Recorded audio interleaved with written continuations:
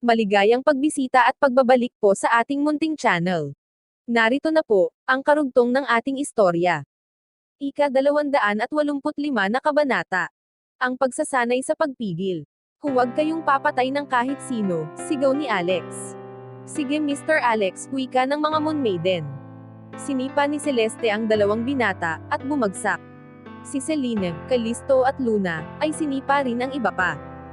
At ilang sandali ang lima ay nakahiga, at nakahawak sa kanilang dibdib. Ang mga babae ay malakas, gaya ng kanilang talino. Si Celeste ay lumapit at sinigawan ang mga ito. Ayaw namin sa mga lalaking katulad nyo, wika nito. Ang boses nito ay puno ng paghamak. Wala kaming pakialam kung ano ang itsura nyo. Wala kaming pakialam kung ano ang mga suot ninyo, pagsali ni Luna. At ang mga pabango ninyo ay nakakapagpatubig sa aking mga mata, wika ni Callisto. Tantanan nyo kami, wika ni Celine. Gustong makipagtalo ni Miles pero natatakot siya na baka saktan siya muli ni Celeste, kaya itinikom niya ang kanyang bibig. Celeste, umalis na tayo, tawag ni Alex. At sumakay na ito sa patrol car ni Alex, kasama ang iba pang Moon Maiden. Mag-seatbelt kayo, wika ni Alex, at pinaandar ang sasakyan. Pinanood sila ni Miles, may pakiramdam ng pagkainggit. Tumingin siya sa kanyang mga kaibigan, silang lahat ay napahiya sa mababang klase ng security guard. Mr. Alex, sumali kami sa music department katulad ni Debbie, wika ni Celeste sa harapan ng passenger seat. At may kwarto na rin kami sa Students' Residence Hall. Kaya maaalagaan na namin siya araw-araw. Ang pera na kanilang donasyon, ay pinayagan sila magkaroon ng mga kahilingan, katulad ng gusto nila. Magaling, wika ni Alex. Masaya ako at narito kayo. Pero kailangan ninyong tandaan na hindi nyo dapat ilantad ang pagkakakilanlan ni Debbie. Huwag kang mag-alala Mr. Alex, mag-iingat kami, wika ni Celeste. Mr. Alex, saan ka nakatira? Nakatira ako sa malapit. Pero ang aking schedule ay medyo iba na ngayon, sagot nito. Masaya talaga ako at narito kayo, upang maasikaso si Debbie. Huwag kayong mag-alala tungkol sa akin. Isa na akong security guard ngayon. Kaya kung sasama palagi kayo sa akin, makakakuha ito ng atensyon. Alam namin na hindi ka na namin maaasikaso katulad ng dati, wika ni Celeste. Pero pwede ka pa rin naming bigyan ng masahe. Siguro ay katulad din kami ng mga security na lalaki. Ano ang mali dito? Sa palagay ko walang magsasalita ng kahit ano. Tama, nakarinig ako na ang mga estudyante ay nai-inlove sa mga security guard, wika ni Luna. Kaya hindi ito kakaiba. Ang security guard ay importante, wika ni Callisto. Nararapat lang na makakuha sila ng atensyon. Lahat sila ay sumang-ayon. Sige, kung gusto nyo talaga, wika ni Alex. Tumingin siya dito at nakita na ito ay taos-puso. Ang apat na babae ay ngumiti. Siya nga pala, pupunta ako sa Clifton family bukas ng gabi. Kaya kailangan ko na narito kayo upang protektahan si Debbie. Okay, determinado na gawin ang mga sinasabi ni Alex. Uuwi na ba kayo ngayon? Tanong niya sa mga ito, ihahatid ko na kayo. May kailangan pa kaming bilihin na kaunting mga bagay. Sige, kung ganoon ibababa ko kayo sa school gate, at inapakan ni Alex ang accelerator. Nang araw din iyon, si Alex ay pinapanood si Celeste at si Lina, sinamahan si Debbie pabalik sa dormitory building. Ang apat na Moon Maiden ay nasa klase ni Debbie. Si Alex ay nag-aalala na ang 5 magagandang babae ay makaagaw ng sobrang atensyon. Kaya hinati niya ito sa 2 team, na pwedeng magpalitan upang protektahan si Debbie. Kahit sino sa 2 Moon Girls, ay kaya ang kahit ano na pwedeng mangyari. Nang matapos na ang shift, si Alex ay bumalik sa kanyang dormitory, nagpalit ng uniform at umalis sa campus.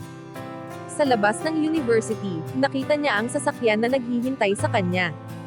Pagkatapos ng 20 minutes na pagmamaneho, nakarating sila sa bahay ng Clifton, ang driver ay huminto sa labas ng pintuan. Si Alex ay bumaba at nakita si Rufus na naghihintay. Mr. Clifton, wika ni Alex.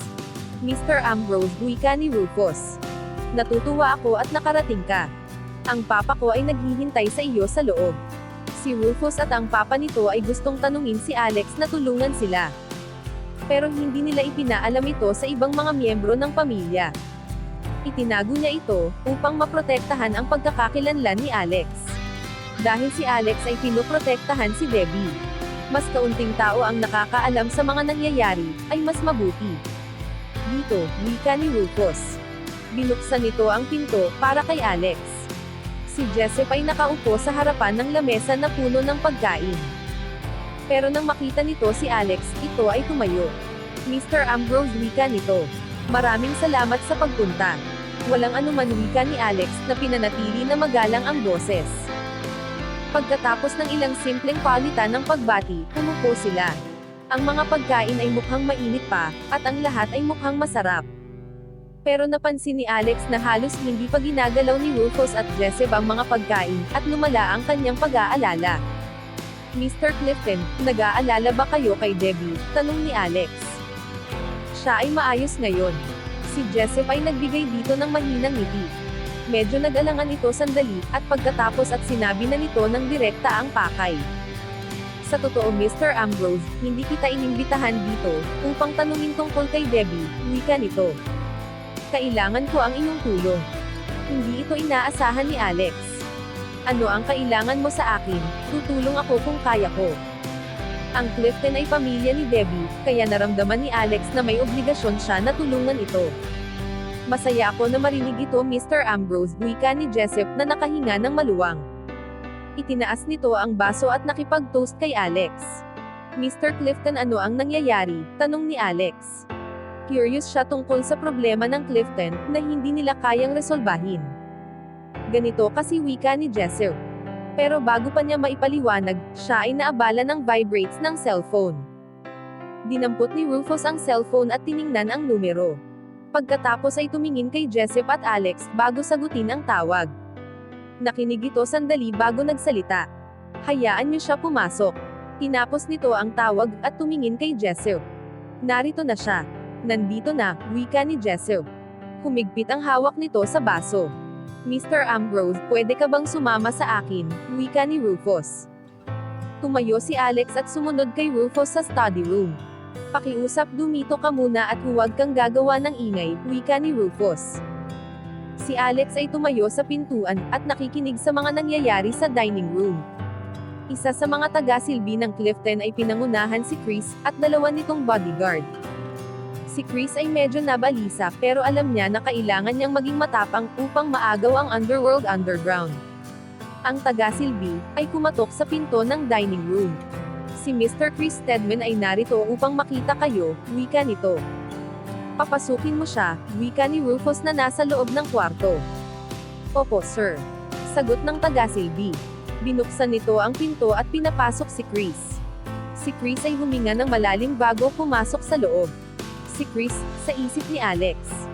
Ano ang ginagawa niya dito? Si Jessup na nakaupo ay hindi kinilala si Chris, sa halip ay kumuha ng makakain, at nagsimulang kumain.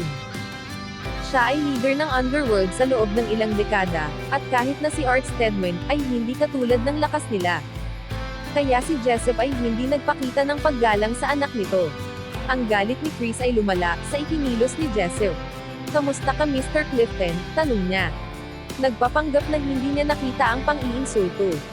Hello, Mr. Stedman, wika ni Rufus na nakatingin ng may pag-aalala. Si Jessup ay nanatiling tahimik. Naglatag ako ng hamon sa inyong pamilya. At hindi pa rin kayo tumitingin sa aking mga mata, hindi magtatagal makukuha ko ang inyong atensyon, sa isip niya. Ang mga pagkain ay kahanga-hanga, wika nito, na umupo sa lamesa na hindi iniimbitahan. Hindi ko inaasahan na may malaki kang tiyan, pagkatapos lahat ng nangyayari. Kumuha ito ng tinidor at kumuha ng pagkain at niluya. Ilang sandali, ibinaba nito ang tinidor at sumimangot. Masyadong maalat, wika nito. Ibinaba ni Jessup ang kanyang kubyertos at tumingin dito. Si Chris ay ngumiti. Masaya at nakitang galit si Jessup. Mr. Stedman, pwede bang ipaliwanag mo ang nangyari kagabi, wika ni Rufus. Si Chris ay nagpunta dito upang magdeklara ng paghamon sa Clifton. Kaya mas mainam na dumiretso na ito sa punto. Hanggang dito na lang po muna. Maraming salamat po sa pakikinig. Pwede po bang humingi ng subscribe? Bilang pagsuporta sa ating munting channel. Hanggang sa susunod po muli. Stay safe and God bless.